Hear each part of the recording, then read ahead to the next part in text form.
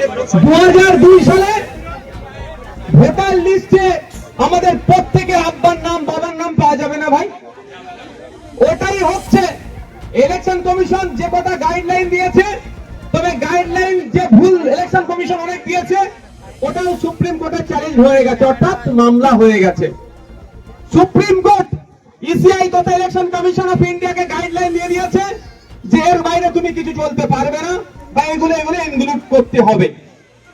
সুতরাং আমাদের ভয় পাওয়ার কোনো জায়গা নয়, আতঙ্কিত হওয়ার জায়গা নয়।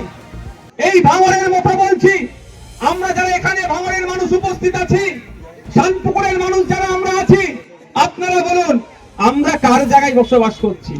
আমার বাবার জায়গা, আমার আব্বা জায়গাটা কোথা থেকে পেয়েছে? আমার দাদুর কাছ থেকে পেয়েছে। কিসের ভিত্তিতে পেয়েছে? কাগজের ভিত্তিতে। যদি মনে হয় আপনি খাস জায়গায় বসে আছেন, আমাদের তৃণমূলের নেতারা ছেড়ে দেবে আপনাকে, তুলে দেবে না ওখান থেকে, যদি আপনার বাড়ি না কাগজ থাকে। সুতরাং আপনাদের বলবো চিন্তিত হবেন না, চিন্তিত হবেন না আপনারা, চিন্তার কোনো কারণ নাই। আমরা নজর রাখবো, যদি একটা মানুষের একাধিক জায়গায় ভোটার লিস্টে নাম থাকে, তার নামটা কাটাবার জন্য যেমন সহযোগিতা করব। একজনের বাড়ি এই শানপুকুরে, সে রাজারহাট নিউ টাউনে আবার ভোটার কার্ড বানিয়ে রেখেছে, এটুকুন একটা তার কিভাবে কাটানো যায়, ইলেকশন কমিশনের অফিসার ব্লক বুথ লেভেল এজেন্টকে আমরা কি করব? ওই অফিসারকে সহযোগিতা করব। আমরা কেমন সহযোগিতা করব? বাবা মারা গেছে, 10 বছর হয়ে গেল, এখনো ভোটার লিস্ট থেকে নাম কাটা যায়নি। ও ভোটের সময় শ্মশান থেকে, কবরস্থান থেকে এসে চুপ করে ভোট দেওয়ার ঘরে আবার শ্মশানে কবরস্থানে চলে যাচ্ছে। ওটা বন্ধ করতে হবে না? ওটা বন্ধ করবো তো? আপনাদের বলে রাখি, ভয় পাবেন না। ইতিপূর্বে ভারতবর্ষে 13 বার এই ধরনের SIR হয়েছে। কেউ ভয় পেয়েছিলেন নাকি?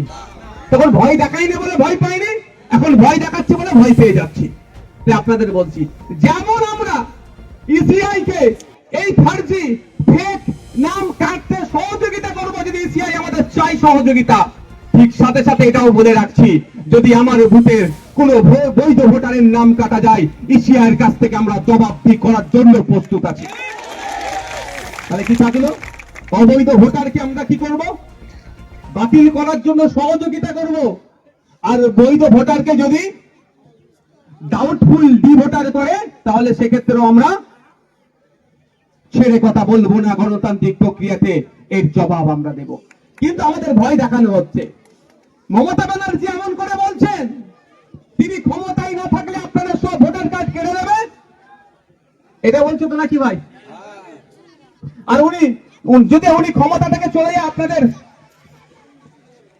পিস নিউজ বাংলা, সত্যের পক্ষে, শান্তির পথে।